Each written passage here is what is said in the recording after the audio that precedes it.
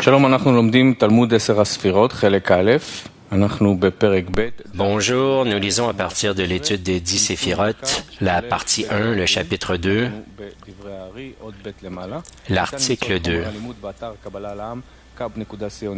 ניתן לשאול גם שם שאלות. שאלות נבחרות תישאלנה במהלך השיעור. שוב, תלמוד 10 Vous pouvez poser des questions sur Kabbalah, sur Zivatova ou Kab.tv. Les questions pertinentes pourraient être relayées au professeur pendant la leçon. ראש הקו נוגע באינסוף ולא סיומו. עוד ב'. Le roche du cave touche Ein Sof, non son sium. ונוגע בו. אמנם סיום הקו הזה למטה בסופו אינו נוגע באור אינסוף. שוב. וראש העליון של הקו נמשך מן האינסוף עצמו ונוגע בו. Le roche supérieur du cave s'étendait depuis Ein Sof lui-même et le touchait, bien que le sium de ce cave à son extrémité ne touche pas Or Ein Sof.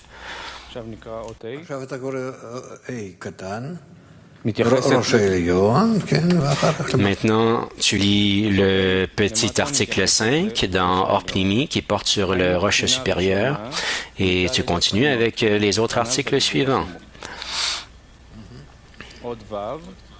Dit Rav. Article 5 est signifiant la première Bina des 4 Binot et l'article 6 qui se rapporte à bien que le sium de ce cave à son extrémité, ou plutôt s'étendait depuis Ein Sof lui-même et le touchait. Prina Aleph étant le roche supérieur et la plus proche d'Ein Sof, signifiant du Matzil, l'émanateur. C'est pour cette raison qu'elle est considérée comme le touchant car la Shinui Tzura, la disparité de forme dans Prina Aleph n'est pas assez apparente pour la séparer du Matzil. Article 7, dans Or Pnimi, à son extrémité implique Prina Dalet, la plus éloignée et la plus basse de toutes. Elle ne reçoit pas l'Or Elyon et est donc considérée comme n'ayant pas touché Or Ein Sof et comme séparée d'elle. Si vous avez des questions, s'il vous plaît, allez-y. Vous pouvez poser vos questions. Dit Rav. Alors, qu'est-ce qui arrive ici? C'est que la première Prina, c'est le roche supérieur. Et la deuxième Prina est Prina Aleph, qui est le roche supérieur qui se revêt dans Ein Sof. Et en dessous, à la fin, c'est Prina Dalet, qui est la plus basse de toutes et qui ne reçoit pas, sinon à travers toutes reçoit à travers les 3 précédentes prinotes, mais il n'a pas de contact avec Ein Sof, mais elle en est plutôt séparée. C'est-à-dire que Malchut n'appartient pas à Ein Sof, sinon à travers les 3 prinotes précédentes. Et ça, c'est la structure du cave, de la ligne. בדרך הקו הזה נמשך ונתפשט אור אינסוף למטה. עוד ד' כל העולמות הם במקום החלל. Or Ein Sof s'étend aux olamot à travers le cave. Article 3. Or Ein Sof se prolonge et s'étend à travers ce cave. Tous les olamot sont à la place de ce halal, espace qui a été restreint. Article 4. Il a émis, créé, fabriqué et formé tous les olamot dans le lieu de ce halal. Or Pnimi, il implique les 4 olamot appelés Atzilut, Bria, Yetzira, Asiya, qui contiennent tous les innombrables olamot intérieurs. Ces 4 olamot s'étendent des 4 prinotes ci-dessus, Atzimut de Bina Aleph, Beria de Bina Bet, Yetzira de Prina Gimel et Asiya de Prina Dalet. Alors pourquoi est-ce qu'il dit tout ça? C'est que ça s'étend avant Atzilut, dit Rav, avant le monde d'Asiya, et ça inclut aussi ce monde. Il y a le monde de Nikudim aussi, qui néanmoins existait et s'est brisé. C'est-à-dire que ça, nous le comptons, mais tout le reste, nous sommes inclus dans tout ça. Continuons la lecture. 5, article 5, l'entête. Avant le Tzimtzum, il est un et son nom un, et l'esprit ne peut pas l'atteindre. Avant ces 4 lamotes, l'Ein Sof était un et son nom un, dans une unité merveilleuse et dissimulée. Même les anges qui sont proches de lui n'ont pas la puissance et l'accomplissement d'Ein Sof, car il n'y a pas un esprit créé qui puisse l'atteindre, car il n'a pas de place, pas de frontières, pas de nom. Nous continuons. Oui. Encore, ou répète, demande Rav. Avant ces 4 lamotes, l'Ein Sof était un et son nom un, dans une unité merveilleuse et dissimulée. Même les anges qui sont proches de lui n'ont pas la puissance et l'accomplissement d'Ein Sof, car il n'y a pas un esprit créé qui puisse l'atteindre, car il n'a pas de place, pas de frontières, pas de nom.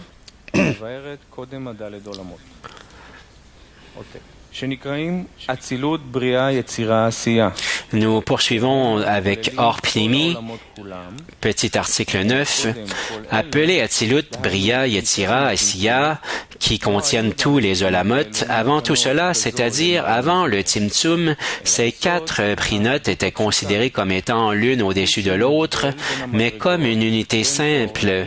La signification de l'unité simple est qu'il n'y a pas de différenciation de degré ou entre Or et Kli, mais il est un et son nom un. Article 10. Il implique l'Or Elyon. Son nom implique le désir de recevoir qui est nécessairement là. Son nom est en gématrie Ratson, ce qui implique le désir de recevoir.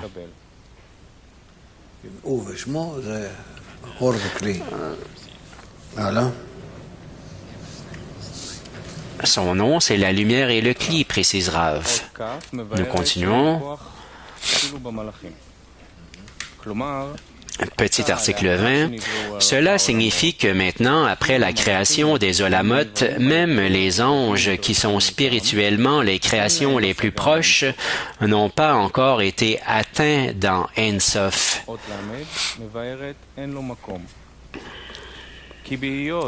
30. Puisqu'en Ein Sof, c'est lui et son nom un, et qu'il n'y a pas de place, et que le Kli y est apparent, aucun esprit appartenant à une créature ne peut l'atteindre, car il n'y a pas d'atteinte sans Kli.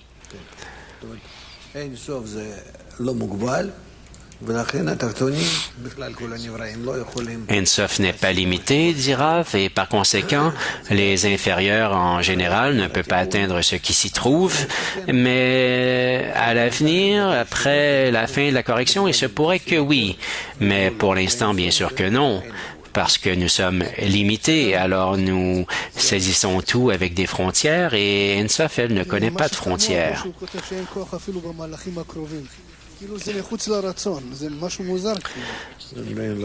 Ici, nous disons que les anges n'ont même pas ce pouvoir, mais qu'est-ce que ça a à voir avec le ratson, le désir? Je ne comprends pas ce que tu dis, dit Rav.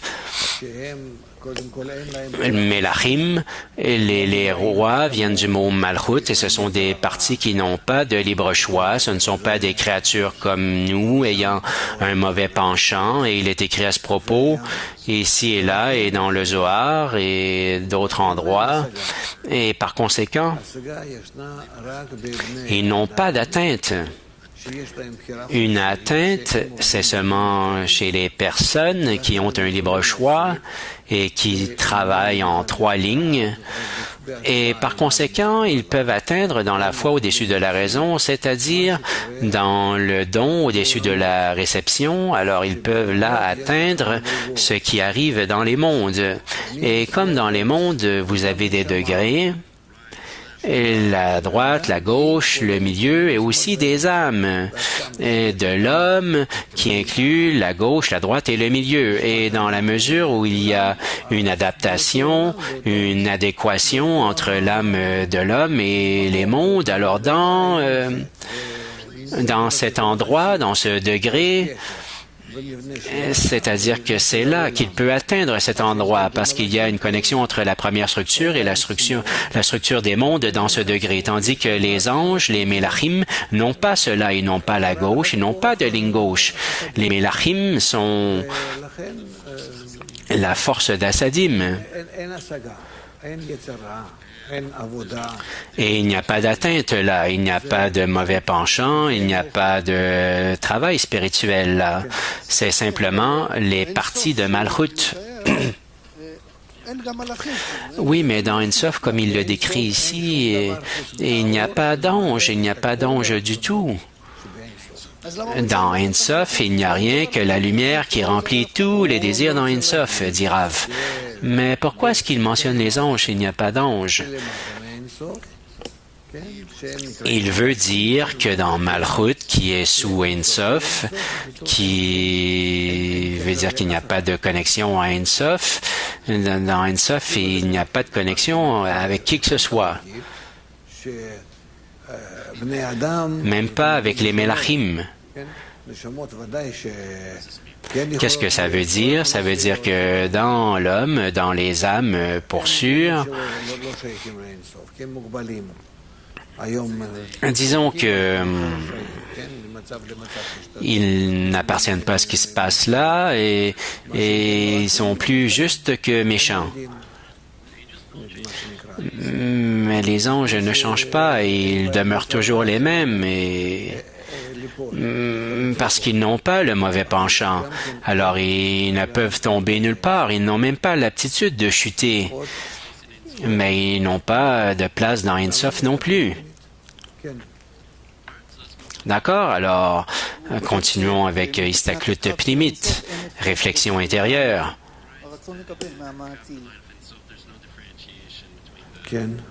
Il écrit qu'il n'y a pas de différence entre l'émanateur et l'émané dans le cave d'Ein Sof et que aussi le monde d'Atzilut s'étend aussi de ça, de la première phase, Prina Aleph. Alors dans Atzilut, il n'y a pas de différenciation. Rav dit non et c'est appelé Ein Sof d'Atik. Et c'est comme ça que il est écrit à ce propos. Alors, je ne comprends pas vraiment. Dans Ein Sof, il y a un cli qui est rempli de lumière et s'il en est ainsi, pourquoi il n'y a pas d'atteinte?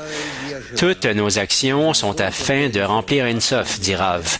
Tous nos efforts, tout notre labeur est vis-à-vis d'Ein Sof jusqu'à ce qu'il soit rempli, puis rempli jusqu'à la fin de la correction. Parce que tous ensemble, Ein Sof, en apparence, est vide, a été vidé en raison de la première restriction. Et comme résultat de la sensation de la honte, la créature veut, tout comme elle recevait infiniment de l'hôte, du Créateur, maintenant elle veut lui redonner de la même façon. Mais pourquoi disons-nous qu'il n'y a pas d'atteinte dans Ein Sof? Nous n'avons pas d'atteinte parce que nous, les créatures, nous ne pouvons atteindre que dans une façon mesurée, avec un certain poids ou soupèsement, dans des kilim illimités, dit Rav. Mais alors là, le cli se corrige jusqu'à Gmar Tikkun. Oui, il se pourrait jusqu'à la fin de la correction, dit Rav, mais ça n'inclut pas, c'est une réalité différente. Mais pourquoi il écrit qu'il n'y a pas d'atteinte dans Ein Sof? Il n'y a pas d'atteinte parce que nous sommes toujours en chemin et personne d'entre nous ne l'a atteint encore. Alors si tu peux dire non, c'est écrit de Rabbi Shimon qu'ils ont atteint tous les 125 degrés et tout le Narenrai et tout le Tanakh. Moi, je ne sais pas, je peux pas dire, dit Rav, je ne comprends pas tout ça. C'est aussi la question de Rabbi Chia. Comment se peut-il qu'ils ont atteint et que tout le monde ne soit toujours pas... je ne sais pas.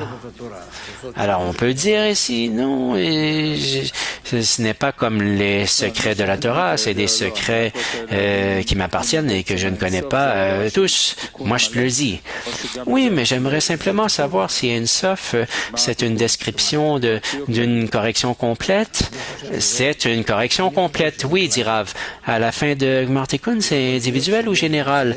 Je pense que c'est collectif et général comme correction, dit Rav. Il se pourrait que, et ça pourrait être ta question, il se pourrait qu'auparavant, qu'il y ait des corrections individuelles dans Ein Sof ou dans chaque dizaine, mais en dépit de tout ça, il y a des corrections générales. Alors, c'est quoi la différence lorsque nous disons le garde d'Atzilut est dans Ein Sof et lorsque nous disons qu'Ein Sof est comme il est écrit ici?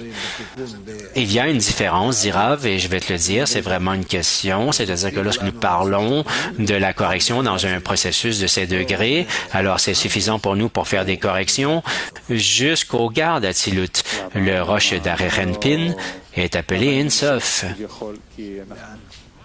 Mais pourquoi est-ce que ce n'est pas une continuation? Mais jusqu'où? Demande Rav. Mais parce qu'Arerenpin, c'est dans Hak, et puis Hak n'est pas considéré, c'est dans les quatre mondes, parce que Adam Kadmon ne fait que se diviser. Tu as 100 kilos, lui, il le divise en 5 parties. Alors tu as maintenant 1, 2, 3, 4, 5, Keter, Okma, Bina, Zerenpin, Malchut, chacun 20 kilos et ça donne 100 kilos. Alors c'est ça qu'il fait, il divise. Il ne fait que définir pour toi et divise et arrange pour toi, suivant toutes sortes de définitions, ce qu'est Ein Sof pour que tu te mettes à travailler là-dessus lentement et graduellement et que tu l'atteignes. Et ça, c'est le monde d'Adam Kadmon. Et c'est pour ça que c'est appelé Adam Kadmon. L'état primordial. Et Atzilut, ça s'appelle avec lui.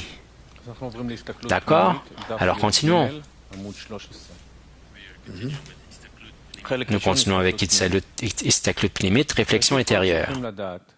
שבמקום שיש לנו עסק עם עניינים רוחניים, המופשטים מזמן, מקום ותנועה, ואין צריך לומר עם אלוקיות, הרי אין לנו את המילות להגות ולהתבטא על ידיהן, שהרי כל אוצר המילות שלנו Tout d'abord, il faut savoir que lorsqu'il est question de choses spirituelles qui sont au-delà du temps, de l'espace et du mouvement, sans parler de notre relation à la divinité, nous n'avons pas les mots pour les contempler ni les exprimer, car tout notre vocabulaire provient des sensations de nos sens imaginaires.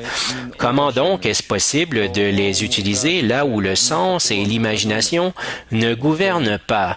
Si vous prenez par exemple le plus subtil des mots, lumière, il est aussi imaginaire, emprunté à la lumière du soleil ou à la lumière ressentie de la satisfaction. Comment donc est-ce possible d'exprimer avec eux les affaires divines, puisqu'ils ne pourraient certainement apporter au lecteur aucune vérité? C'est encore plus vrai quand ces mots écrits dans des livres doivent être utilisés pour des réflexions en matière de sagesse, comme il est de coutume dans l'étude de la sagesse. Si on échoue, ne serait-ce qu'avec un seul mot, inadéquat, le lecteur sera tout de suite désorienté et ne s'y retrouvera plus. Pour cette raison, les sages de la Kabbale ont choisi un langage particulier, que l'on peut appeler le langage des branches, car il n'y a aucune essence et aucune conduite dans ce monde qui ne proviennent de sa racine dans le monde supérieur. En fait, le début de toute entité dans ce monde commence dans le monde supérieur, puis descend en ce monde.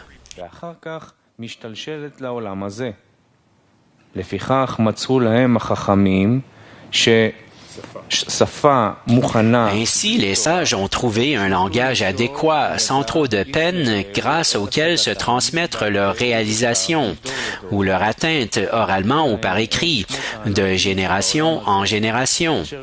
Ils ont pris les noms des branches en ce monde où chaque nom est explicite, comme pointé vers sa racine supérieure dans le système des mondes supérieurs.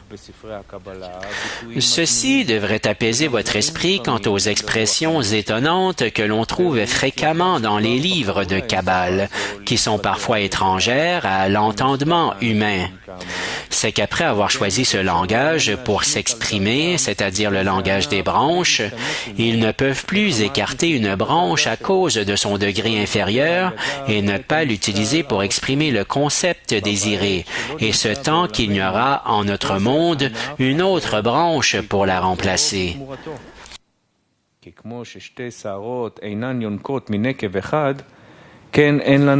Tout comme deux cheveux ne poussent pas à partir d'une même racine, il n'y a pas deux branches qui proviennent de la même racine.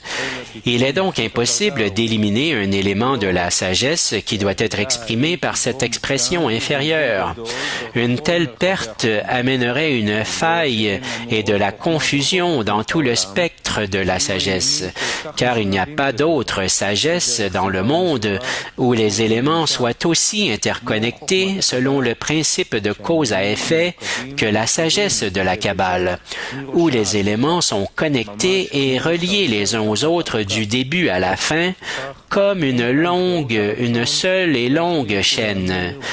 Ainsi, il n'y a pas de libre choix ici pour ce qui est d'échanger ou de remplacer les mauvais termes par de meilleurs. Il faut toujours employer la branche exacte qui pointe vers sa racine supérieure et l'élaborer jusqu'à ce que la définition précise soit fournie au lecteur méticuleux.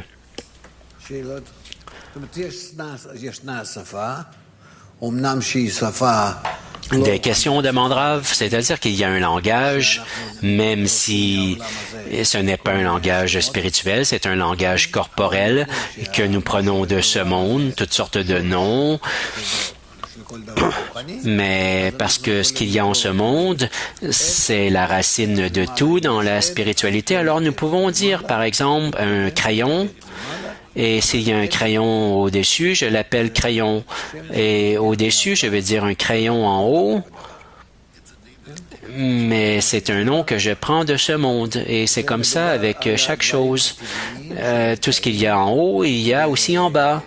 Et ça parle de choses naturelles qui existent devant nous en ce monde. Si tu me demandes comment on appelle ça dans la spiritualité, je ne sais pas. Ce ne sont pas des choses naturelles qui sont avec nous dans ce monde d'une façon naturelle. C'est tout. Alors, s'il en est ainsi, nous avons un langage. Et il y a des mots comme, je ne sais pas, il y a quelque chose dans un monde spirituel qui ne serait pas en ce monde. Oui, dit Rav. Mais alors comment les kabbalistes peuvent-ils s'exprimer? Ils le voient à partir de l'atteinte, dit Rav. Mais alors comment peuvent-ils les écrire? Mais ils les écrivent à partir de lettres, dit Rav. Alors ils ne peuvent pas se tromper, manquer de précision, parce qu'il y a une branche et une racine, et ils ne peuvent pas se tromper. Si ce n'était pas comme ça, ils n'en seraient pas aussi sûrs, c'est ça que j'ai compris. Nous avons des définitions et des actions dans la spiritualité qui n'arrivent pas en ce monde comme une branche. Et j'écris à ce propos Gardiel, Michael, disons, tous les noms des anges. Est-ce que nous les avons en ce monde? Et il n'y en a pas, ou non, il n'y en a pas vraiment, parce que nous les appelons suivant la gématrie, des façons dont les kabbalistes ont trouvé des noms pour eux, tandis que le reste des choses qui sont en ce monde, nous prenons ces noms suivant la racine et la branche. Alors, il y a plusieurs noms et appellations qui sont dans le monde spirituel qui ne descendent pas jusqu'au monde corporel. Mais ma question est simple. Alors, il ne peut pas y avoir d'erreur, ils ne peuvent pas se tromper? Non, les kabbalistes ne peuvent pas errer parce que pour eux, c'est de l'atteinte. Tout comme pour toi, tu atteins quelque chose en ce monde.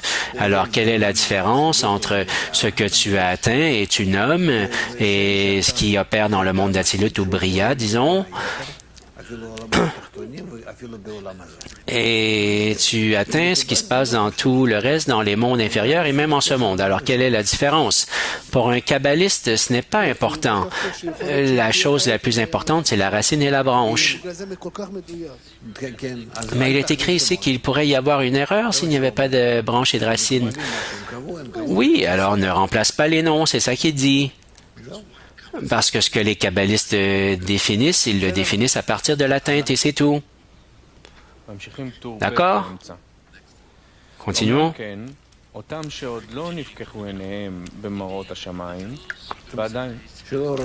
En effet, ceux dont les yeux n'ont pas été ouverts sur les signes du ciel, alors ils ne voient pas qu'il y a des branches, dit Rav, et n'ont pas acquis la compétence dans les connexions des branches de ce monde avec leurs racines dans les mondes supérieurs, sont comme un aveugle qui tâte le mur.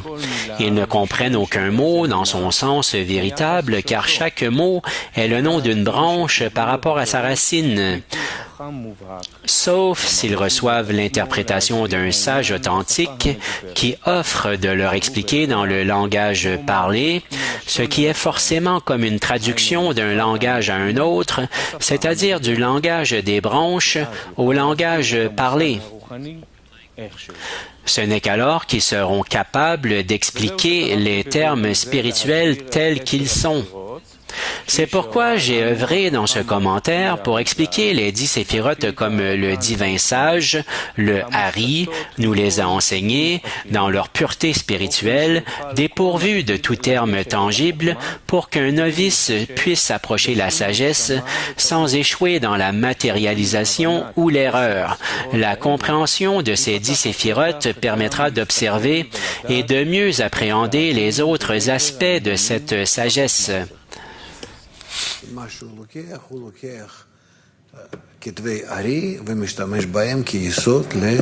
Alors, ce qu'il prend, il prend les écrits du Hari et il les utilise comme une fondation pour ce livre, d'accord? Alors, Niv quoi, oui? Mais alors, qu'est-ce qu'il a fait, Bala Sulam? Qu'est-ce qu'il essaie de faire avec Talmud Aser Séphiroth? D'expliquer les 10 séphirotes comme le Hari nous l'a instruit, ça c'est hors pnimi, mais qu'est-ce qui veut dire qu'il s'est donné du mal pour interpréter tout ça? Il a pris l'histoire que le Hari a écrite, dit Rav, et il l'a réécrit d'une façon plus ouverte, est-ce que c'est clair?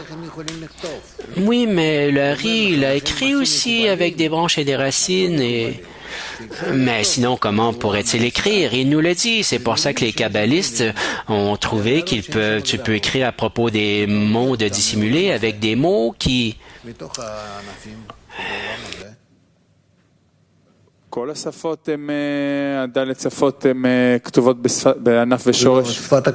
Mais tous les langages, c'est écrit avec les racines et les branches. Le langage de la Kabbale, seulement dans la Kabbale? Oui. Alors avec des séphirotes, mais ça doit nous déconnecter de la racine en ce monde. Mais quelle racine? Ce monde n'est pas une racine, mais des branches alors. Mais nous prenons des noms de ce monde, dit Rav.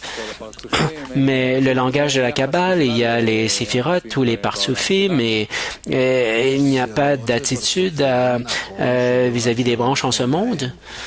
Et il y a des séphirotes et des partsufim qu'il écrit que ce monde n'a pas et de tels résultats et de branches, mais tout le reste, oui.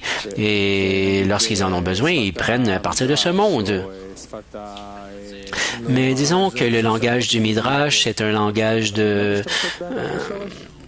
non, ça, c'est des langages imprécis, dit Rav. Alors, ils n'utilisent pas la branche et la racine? Non. Mais qu'utilisent-ils? Mais c'est un langage, dit Rav, c'est une histoire qu'ils ne peuvent pas expliquer dans toutes sortes de représentations, mais pas... Ils peuvent avec toutes sortes de représentations, mais pas la racine et la branche comme le langage de la Kabbale. Mais c'est quoi l'essence intérieure de la racine et de la branche? Qu'est-ce qu'il veut dire lorsqu'il parle de racine et de branche? C'est-à-dire que chaque force spirituelle, dit Rav, lorsqu'elle opère, elle vient avec son opération, même si c'est dans le monde corporel. Et ici, nous voyons dans notre monde, alors qu'y a-t-il dans notre monde? Il y a dans notre monde, il y a le désir de recevoir égoïste et nous voyons toutes sortes de phénomènes. Et toi et moi et lui et chacun a un désir égoïste et un peu différent, mais ce sont des choses qui ne sont pas si différentes dans leur essence. Et car nous ressentons la même chose. À la fois toi, moi et tout le monde. Et nous comprenons tous ce qui est l'aigre, le doux, ce qui est fort, ce qui est faible, ce qui est la lumière, ce qui est les ténèbres. Et nous ressentons tous la même chose lorsque nous en venons à notre désir de recevoir égoïste qui s'appelle ce monde et lorsque nous obtenons de telles impressions qui sont assez égales d'une personne à une autre.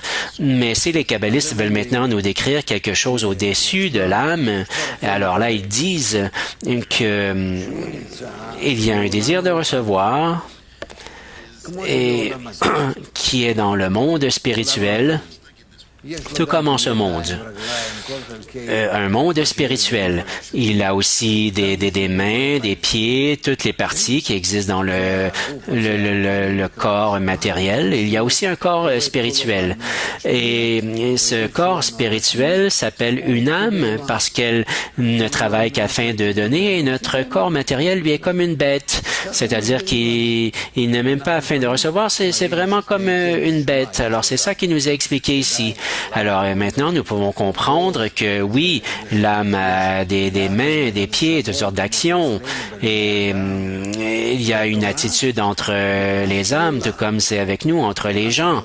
Et la Torah, il n'y a pas un seul mot. Il n'y a pas un seul mot où elle parle de ce monde, la Torah. Et pas un seul mot. Alors, vous ne devriez jamais y penser en de tels termes, d'une telle façon.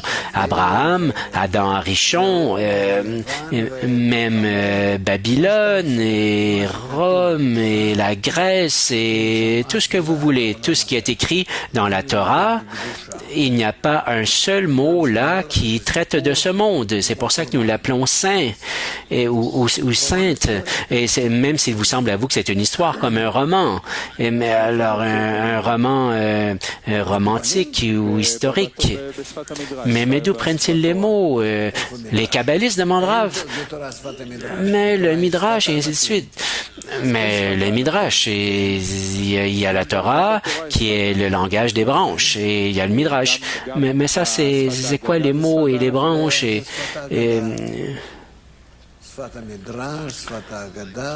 mais ça, c'est le langage de l'Agada, dit Rav. Un langage différent. Il y a une confusion, pas une confusion, mais il y a un enchevêtrement, disons, entre le Zohar est écrit en plusieurs langues et il y a le langage de la Kabbale. Et il y a aussi le langage, c'est le langage des séphirotes, véritablement. Et tout le reste, c'est dans le langage du Midrash. Mais comment est-ce que ça arrive que le livre du Zohar n'est même pas écrit dans le langage des séphirotes et il est considéré comme le livre de la Kabbale? Mais c'est parce que c'est comme ça qu'ils l'ont écrit, dit Rav. Ils l'ont fait passer du langage spirituel à un langage représentatif ou figuratif, comme nous pourrions essayer de le voir en ce monde. Mais il y a beaucoup plus, là. Il y a plusieurs éléments dans la Kabbale, et même ce que nous avons lu aujourd'hui, des séphirotes, Bina, Malchut et tout ce genre de choses, oui. Mais la plupart du livre du Zohar est écrit avec, disons, un langage psychologique, si tu veux. Mais la Torah, pourquoi est-ce qu'on ne la relie pas à la sagesse de la Kabbale? Non. Tous les langages, dit Rav, de la littérature sainte, Sainte, ça veut dire différente, différencier. Alors, tous les livres ne parlent que du monde spirituel. Les livres saints, pas la zoologie, pas la psychologie, pas la médecine, pas la psychologie, pas la philosophie, toutes les choses en ce monde. Ils ne parlent que du désir de recevoir les mondes et comment ce monde doit être corrigé et se comporter afin de donner. Ça, c'est la Torah. Et c'est appelé le langage des branches? Non. Et non.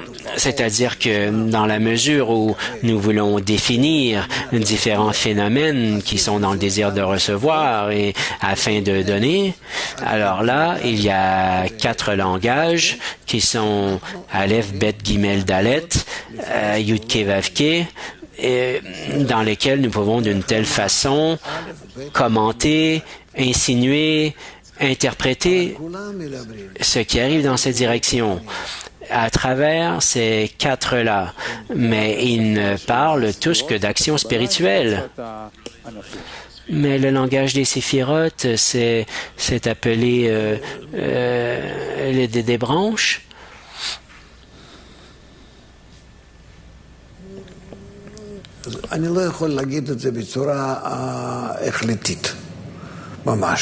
Je ne peux pas dire d'une façon définitive, dit Rav, parce que en cela, c'est comme ça que ce doit être, mais ils ont changé le style, les langages et ils ont mélangé parce que toute personne qui est dans le monde spirituel, tous ces langages, tout ce qui est plus utile et de le dire de cette façon, ça peut être la moitié d'une phrase dans le langage de l'Acha et la moitié d'une phrase dans le langage d'Agada. Alors, peu importe. Et tant que vous entendez ce que nous lisons et ce que l'auteur veut te transmettre, alors il le dépeint d'une certaine façon. Et c'est tout. Mais ça parle toujours d'une seule chose. Et si c'est de la littérature sainte, que nous appelons sainte, ça s'appelle saint, kadosh, différencié. Et ça ne fait que parler d'action afin de donner. Et c'est tout. Et si nous sommes déjà habitués après Balasoulam et le Rabash et aussi le Hari et ce n'est pas si important. Et le Zohar, si vous lisez aussi les écrits du Rabash, les articles, à quel point du langage du Kabbal vous avez là pratiquement rien. Mais ce n'est pas... vous pourriez aussi dire parfois, lorsque nous lisons dans un langage, transférer à un autre langage. Et afin de donner Bina, Malchut, en haut, en bas, toutes sortes de choses. Mais vous pouvez passer ensuite au langage de la Kabbale. Bien sûr que la langue de la Kabbale, c'est la plus précise de toutes, mais elle n'est pas toujours la plus pratique. Continuons.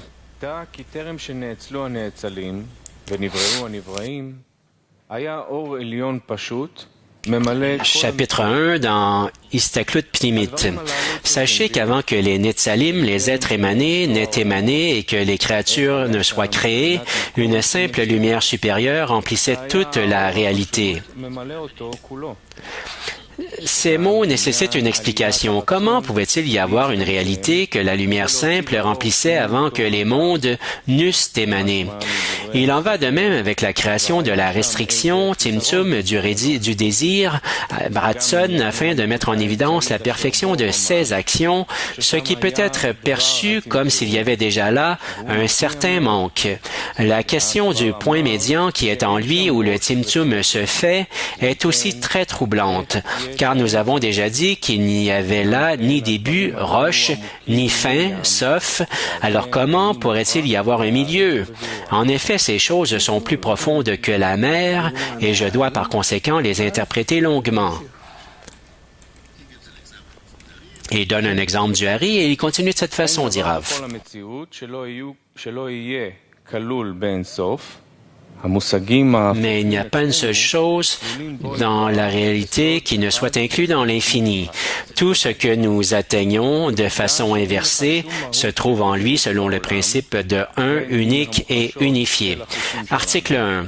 Sachez qu'il n'y a aucune essence en ce monde qui soit perçue par nos sens ou notre esprit qui ne se trouve chez le Créateur. Tout émane de lui vers nous. Est-ce que quelqu'un pourrait donner ce qu'il n'a pas? Ceci a déjà été bien expliqué dans les livres. Il faut comprendre que nous percevons de tels concepts comme séparés ou opposés. Par exemple, la notion de sagesse est perçue différemment de la notion de douceur. Ce sont deux notions différentes. De même, la notion de celui qui agit est différente de la notion de l'action. Il s'agit de deux notions différentes. C'est encore plus clair quand il s'agit de termes opposés comme doux et amer, et ainsi de suite, qui sont considérés séparément. Néanmoins, chez le Créateur, sagesse, plaisir, doux, amer, piquant, action, acteur et autres formes différentes et opposées, tout cela est inclus comme un dans sa simple lumière, sans aucune distinction ou différence, selon le principe de un, unique et unifié. Un veut dire qu'il est en équivalence. Unique, c'est ce qui émane de lui, et toutes ces différentes formes sont chez lui sous une forme unique, comme Atzmuto, son essence. Unifié montre que bien qu'il agisse moyennant beaucoup d'actions, c'est une seule force qui fait agir tout cela et que tout s'unit et retourne à une seule forme. Cette forme avale toutes les formes qui sont apparentes dans ses actions. C'est un sujet très délicat et tous ne peuvent le comprendre. וכולן חוזרות ושוות ומתייחדות בצורת יחיד, שהצורה היחידה הזו בולעת כל הצורות המתארות בפעולותיו, והוא עניין דק מאוד, ולאו כל מוחה סבילדה. וכן פירש לנו הרמב"ן ז"ל על עניין אחדותו התברך בסוד אחד, יחיד ומיוחד, וזה לשונו, בפירושו על ספר יצירה, Maïmonide nous a expliqué l'union du Créateur selon le principe de un, unique et unifié. Dans son commentaire du Sefer Yetzira, le livre de la création, il explique la différence entre un, unique et unifié. Quand il s'unit pour agir d'une seule force, cela est appelé unifié. Quand il se divise pour agir, chaque partie de lui est appelée unique. Et quand il est en une seule équivalence, il s'appelle un. Il s'unit pour agir d'une seule force veut dire qu'il agit pour faire du bien, ce à quoi nous nous attendons de son unité, et ses actions ne changent pas. Quand il se divise pour agir, c'est-à-dire que ses actions sont différentes les unes des autres, et il apparaît comme s'il faisait le bien et comme s'il faisait le mal. Alors il est appelé unique, car toutes ces différentes actions ont un unique résultat, faire le bien. Il est unique dans chaque action. Il ne change pas, bien que les actions soient différentes. Quand il est en une seule équivalence, il est appelé un. Un indique son essence, où toutes les formes inversées se trouvent en équivalence, comme l'a écrit Maïmonide. En lui, celui qui sait, ce qui est su, et le savoir, la science, sont un, car ses pensées sont beaucoup plus élevées que nos pensées, et son chemin est plus élevé que les nôtres. Parce qu'il n'y a que vis-à-vis de nous que ça se divise de cette façon. Et la vérité, c'est qu'il n'y a pas de créature qui opère, comme nous disons qu'il opère, dit Rav, et à partir de chaque côté et jusqu'où, et il n'y a pas rien de tel. Il y a des actions vis-à-vis des receveurs et comment ça arrive chez les receveurs, comment ça se passe en eux. C'est ça que nous appelons action et rien de plus. D'accord? Qu'est-ce qui t'arrive aujourd'hui? Je ne sais pas, dit Rav, mais continuons.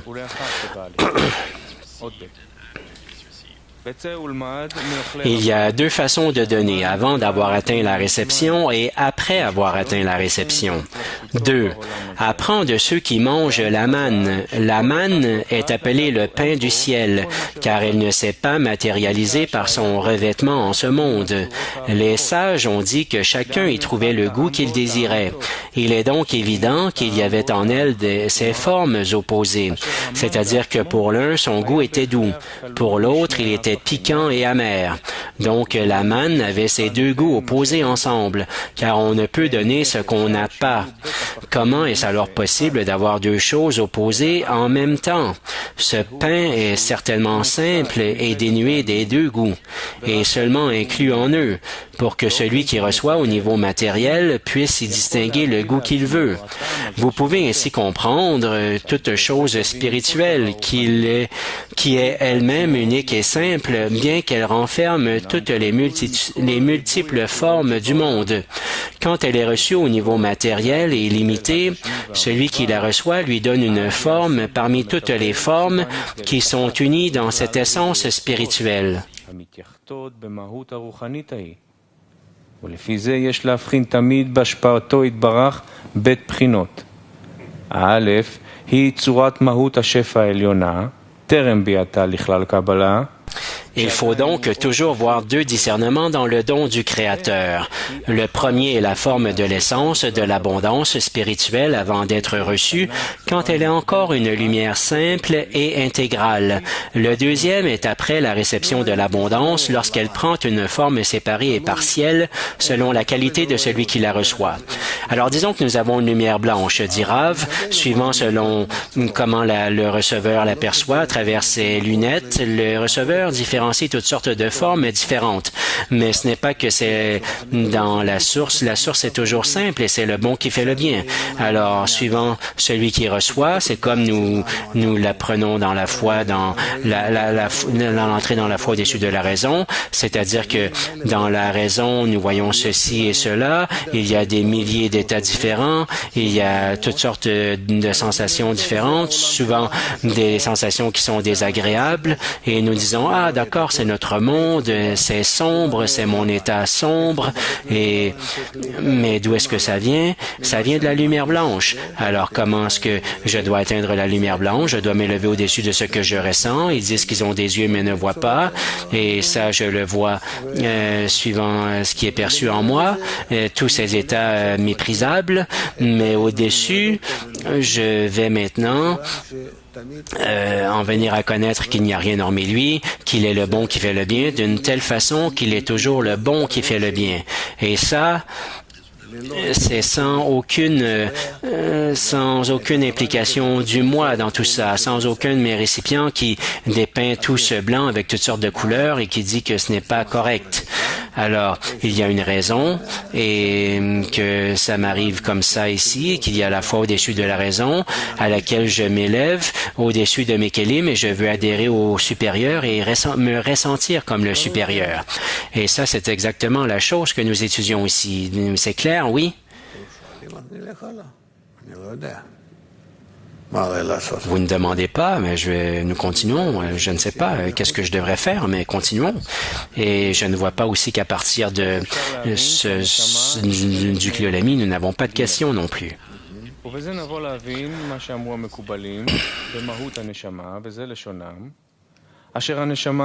Comment pouvons-nous percevoir l'âme comme une partie du divin? 3. Ainsi, nous pouvons comprendre ce qu'ont dit les kabbalistes sur l'essence de l'âme. L'âme est vraiment une partie divine d'en haut et il n'y a aucune différence entre elle et le tout. Sauf que l'âme n'est qu'une partie et non le tout. Cela ressemble à une pierre qui est taillée dans une montagne où l'essence des deux est égale. Il n'y a aucune différence entre la pierre et la montagne, si ce n'est que la pierre est une partie de la montagne et la montagne est l'aspect du tout. Apparemment, il s'agit d'une chose très surprenante. Il est encore plus difficile de comprendre comment on peut parler d'une différence ou d'une partie du divin et comparer cela à une pierre taillée dans une montagne. La pierre est taillée dans la montagne à l'aide d'une hache et d'un marteau, mais comment dans la divinité les choses peuvent être séparées? התפרדו זה מזה. זאת אומרת שיש בינתיים קושייה. C'est-à-dire, dit Rav, que pour l'instant, il y a une question. Ils disent que la Neshama, c'est une partie divine qui vient d'en haut, qu'il y a Dieu, qu'il y a une force supérieure, qu'il est que pour donner, qu'il est le bon qui fait le bien, dans l'amour absolu, de la façon dont il se relie à tout. Et il se pourrait qu'en nous, comment se peut-il qu'il y ait une telle puissance en nous? Le Créateur est tout, et moi, je suis la petite partie de la montagne qui s'appelle la Neshama, l'âme. Alors, comment se peut-il que quelque chose qui sorte du Créateur, qui entre en moi, qui est la partie divine qui vient d'en haut, et comment ça se passe, tout ça? Eh bien, nous allons voir.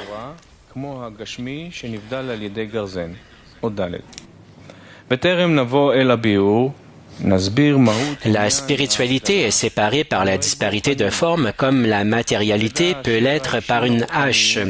4. Avant d'en venir à clarifier cette question, nous allons expliquer l'essence des différences qui existent dans la spiritualité. Sachez que les éléments spirituels ne se séparent les uns des autres que par la disparité de forme. Autrement dit, si une entité spirituelle acquiert deux formes, alors elle n'est plus une mais deux. Laissez-moi expliquer cela à propos des âmes des hommes, qui sont également spirituels selon la loi spirituelle dont la forme est simple. Il y a autant d'âmes qu'il y a de corps où les âmes brillent. Cependant, elles sont séparées les unes des autres par la disparité de forme qui existe entre elles. Comme nos sages ont dit, tout comme leurs visages ne sont pas les mêmes, leurs opinions ne se ressemblent pas. Il est possible pour un corps de discerner la forme des âmes et de dire qu'une âme est bonne et une autre mauvaise. Et il en va de même pour toutes les formes séparées. Ainsi, on peut voir que tout comme une chose matérielle se divise, se coupe et se sépare avec une hache et que le mouvement accroît la distance entre les parties, le spirituel aussi se divise, se coupe et se sépare à cause de la disparité de forme entre les parties. Selon la mesure de la disparité, on peut évaluer la distance entre les parties. Souvenez-vous bien de cela.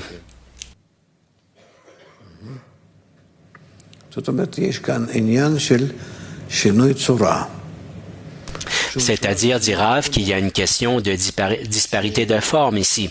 Le changement de forme est le changement dans les qualités. Ou si une personne est différente de l'autre, alors même quelque chose qui est commun aux deux, chacun le ressentira suivant ses propres qualités. C'est la même chose dans ce monde. Je goûte quelque chose qui, pour moi, est goûteux et plaisant et même, disons, sucré. Disons, parlons d'une bière. Nous la donnons à un bébé. Ah, il va pleurer si tu lui donnes quelque chose d'aussi aigre et sans goût. Alors, chacun, ça a à voir avec ses propres récipients, même si c'est une seule et même chose. C'est-à-dire que tout vient de l'impression des kélim. Alors, nous devons voir ici que le spirituel est différencié entre différentes formes, suivant la disparité de forme, tout comme dans la corporalité, où nous pouvons percevoir les choses différemment. C'est-à-dire que la disparité de forme, c'est la chose la plus importante. Nous recevons tous la même chose du Créateur, nous voyons tous la même chose normalement, mais chacun la ressent et la goûte suivant sa propre équivalence de forme avec le Créateur. Et par conséquent, dans tout ce que vous goûtez dans la vie, vous pouvez goûter, disons, les saveurs d'En-Sof véritablement ou son opposé, tout dépendant de l'équivalence de ton cli avec lui. Alors, est-ce que c'est clair?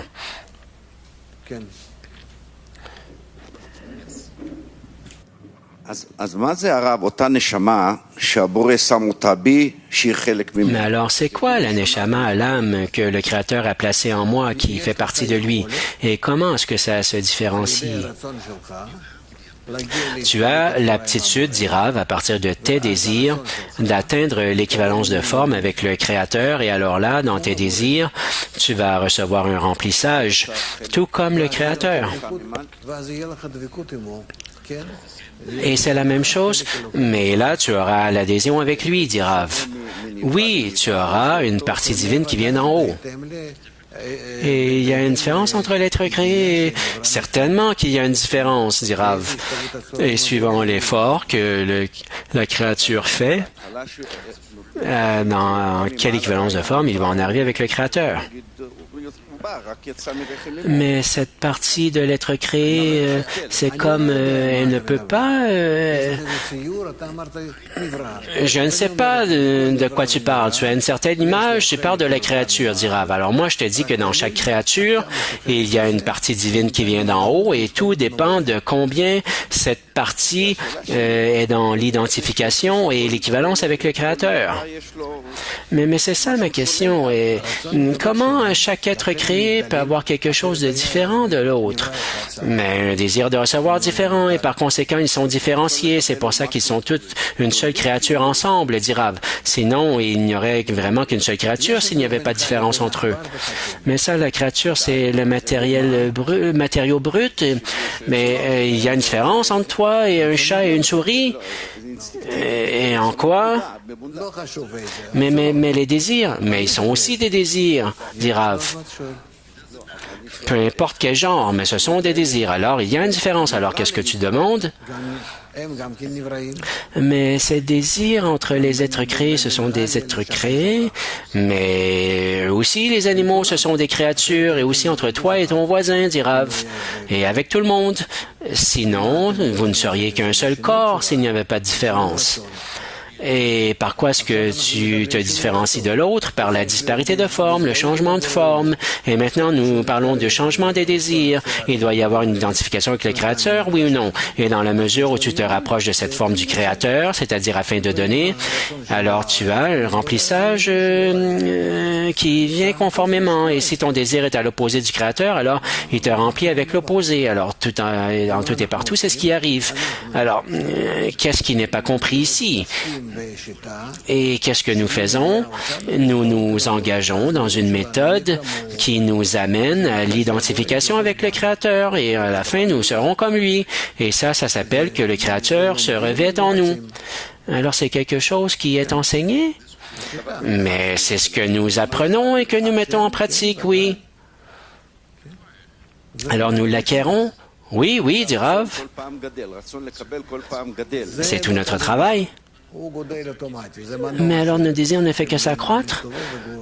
Et ça ne dépend pas de nous. Ça croît automatiquement. Il y a un moteur qui tourne et qui le fait croître. Mais en nous, ce qu'il doit y avoir, ce qui dépend de nous, c'est d'apporter notre désir de recevoir à s'identifier avec lui.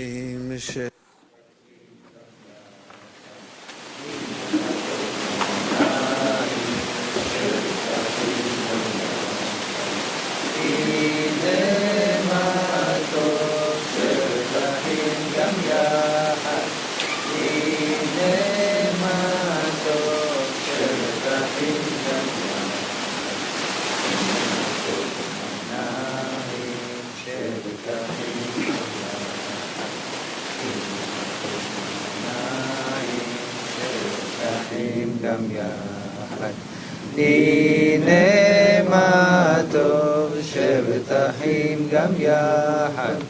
הנה מה טוב שבטחים גם יחד.